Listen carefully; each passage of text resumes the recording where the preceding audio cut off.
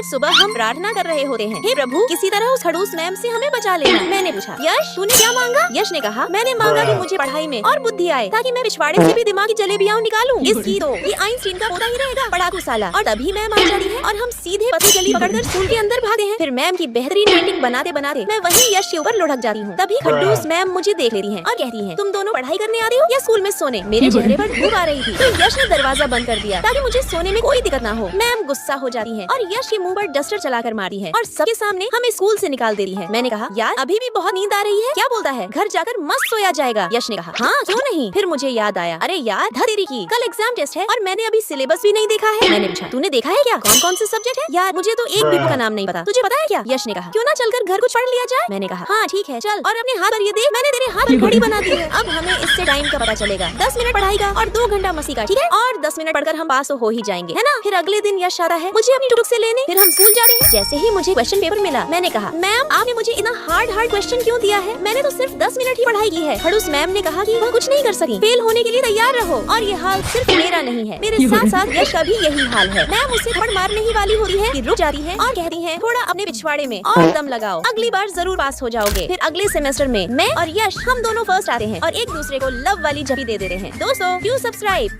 दोस्तों क्या हो जब आप पूरे रूम की साफ सफाई अच्छे से रखो। आज मेरी कुछ फ्रेंड्स हॉस्टल आई मेरे साथ रहने और रूम की इतनी साफ सफाई देखकर वह हैरान थी क्योंकि मैं एक भी धूल रूम में नहीं रहने दे रही। मैंने पूछा, हेलो दोस्तों कैसा लगा रूम? प्रिया ने कहा, तुम इतनी साफ सफाई, वाह। मैंने कहा, अभी ये तो बहुत कम है, मैं इससे भी ज्यादा साफ सफाई रखती हूँ। और हाँ, यहाँ रहना है तो पूरा डिसिप्लिन के साथ रहना होगा। लो तुम सब चप्पल पहन लो और शूज को बाहर ही खोलना और अपना हाथ हमेशा सैनिटाइज करना। और एक बार रात को बेड पर सोने से पहले उसे अच्छे से झाड़ देना और उड़े वक्त अच्छे से समेट देना है। और तुम सब ये क्या कर रही हो? सोने से पहले इतना भी पता नहीं कि नाइट ड्रेस भी पहनना होता है? ये लो इससे पहनकर सोना है क्योंकि मुझे ऐसे ही डिसिप्लिन के साथ रहने की आदत है। तुम सब भी डाल लो। उसके बाद प्रिया अपने जॉब के लिए बाहर गई थी और उसे कचरा बाहर फेंका दिखा तो उसने उसे उठाकर डस्टबिन में डाल दिया जिससे उसको जॉब मिल गई। और ये सब हुआ मेरी वजह से। दोस्तों इसलिए हमेशा साफ सफाई रखनी चाहिए। अगर सहमत हो तो लाइक और सब्सक्राइब करके कमेंट में लाल दिल भेजो। दोस्तों आज मैं यश से गुस्सा होकर उसे अकेला छोड़कर जा रही होती हूँ और गलती करके ये मुझसे पूछ रहा है हुआ क्या है। तो चलो दोस्तों मैं बताती हूँ कि इसने किया क्या है। कुछ टाइम से मैं यश को नोटिस कर रही हूँ, ये मुझे इग्नोर करने लगा है। एक दिन मैं रेडी होकर गई और उससे पूछा, यश देखकर बताओ मैं कैसी लग रही हूँ? उसने मेरा फोटो क्लिक कर लिया और बोला, टाइम मिलेगा तो देख लूंगा। इतना ही नहीं, जब मैं अपनी फ्रेंड के साथ ड्रामा देख रही थी तो मैंने उससे कहा 2 कप कॉफी बनाकर लाओ, लेकिन उसने मना करते हुए कहा तुम खुद आकर बना लो। मेरी फ्रेंड के सामने उसने मेरी इंसल्ट कर दी और मेरी फ्रेंड मेरे बारे में पता नहीं क्या क्या बातें बनाने लगी और वह मेरे लिए एक सस्ती सी ड्रेस खरीदता है और माँ को कॉल करके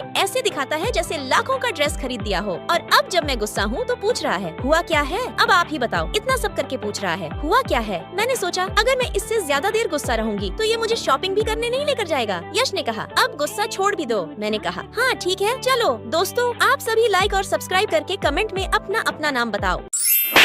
दोस्तों मेरी और यश की माँ हम दोनों को एक साथ घर छोड़कर शॉपिंग करने चली गई। मैं यश को परेशान करके रख देती, यश अपना लैपटॉप इधर ला और आज से ये मुझे दे दे, समझा? लड़कों को अपने जाल में फंसाकर काम कराने का जुगाड़ बताओ। इसकी भैंस की, लगता है ये खराब हो गया है। क्या बकवास लैपटॉप है, इसमें से आवाज ही नहीं निकल रही। तभी यश अंदर आ जाता है और उसने मेरी सारी बातें सुन ली थी क्योंकि उसने लैपटॉप ब्लूटूथ से कनेक्ट कर रखा था। इसकी भैंस की, वह मैं इस लड़के की बात कर रही थी। फिर यश मुझसे लैपटॉप छीना छीनी करने लगता है और फिर हम दोनों के बीच लव वाला रोमांटिक सीन चलने लगता है। इसकी भैंस की, कुत्ते चल हट मेरे ऊपर से। फिर शाम को ट्यूशन से आते वक्त एक लड़का मुझे छेड़ रहा था, तभी यश आकर उसे फोड़ देता है जिसकी वजह से उसके हाथ में छोटी सी मोच आ जाती है। सॉरी बेबी, मेरी वजह से तुम्हें लग गई। यश ने कहा, तेरे लिए तो मैं 10 लड़कों से भी भिड़ जाऊँ, ये छोटी सी चोट कुछ भी नहीं है तेरे आगे। यश ने कहा कि वह मुझे पसंद करने लगा है। क्या अभी क्या कहा तुमने? अरे यार मैं भी तुमसे बहुत प्यार करती हूँ। दोस्तों क्या आप भी मुझसे प्यार करते हो? लाइक और सब्सक्राइब करके कमेंट में बताओ।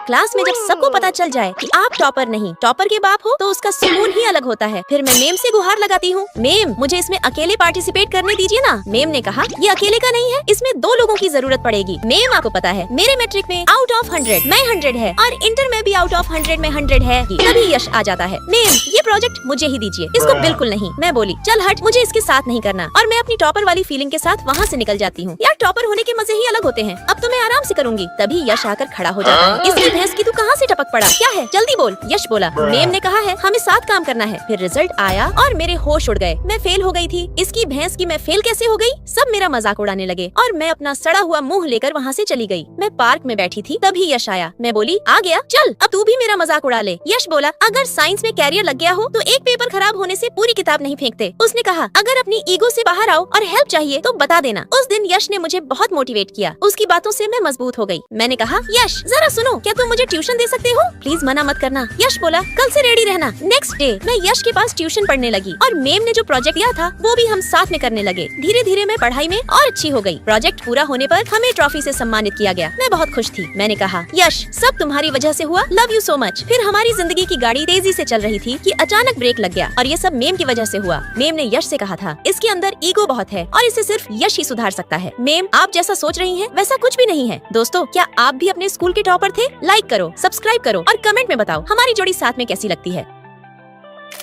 आज सिर्फ मैं फेल नहीं हुई, आज मेरा प्यार भी मुझसे दूर चला गया। ग्रेजुएशन में मैं फेल हो गई और यश पास हो गया था। अब यश दूसरे कॉलेज में इंजीनियरिंग करने चला जाएगा और मैं उससे दूर हो जाऊंगी। ये सदमा मुझसे बर्दाश्त नहीं हुआ। मैं रोते रोते सीधे घर चली गई। घर आकर मैं इतनी रोई कि बता भी नहीं सकती। कुछ महीनों बाद माँ का कॉल आया। उन्होंने कहा, जल्दी मॉल आ जाओ, बहुत जरूरी है। जब मैं मॉल पहुँची तो बोली, माँ आपने इतनी जल्दी क्यों बुलाया? माँ ने बस इतना कहा, पीछे मुड़कर देखो। मैं बोली, माँ कौन आ गया? आप क्या कह रही हो? जैसे ही मैंने पीछे मुड़कर देखा वो यश था। जब मैं यश को पसंद करती थी तो मैंने माँ को उसके बारे में बताया था। माँ ने मेरी उस लड़के को पाने में मेरा पूरा साथ दिया था, लेकिन रिजल्ट के दिन मैं फेल हो गई थी और यश दूसरे कॉलेज चला गया था। मैं पूरी तरह टूट गई थी। माँ ने उसी दिन यश से बात की थी और उसे मेरी फोटो दिखाई थी। यश ने कहा उस दिन उसने मुझे रोते हुए देखा था, वो भी मुझे पसंद करता था, लेकिन मैं बिना कुछ बताए घर चली गई थी। आज माँ ने फिर से हम दोनों को मिलाया। यश मेरे सामने आया और धीरे से बोला, विल यू मैरी मी? मेरी आँखों में आंसू थे और होठों पर मुस्कान। मैंने कहा, हाँ मुझे कबूल है।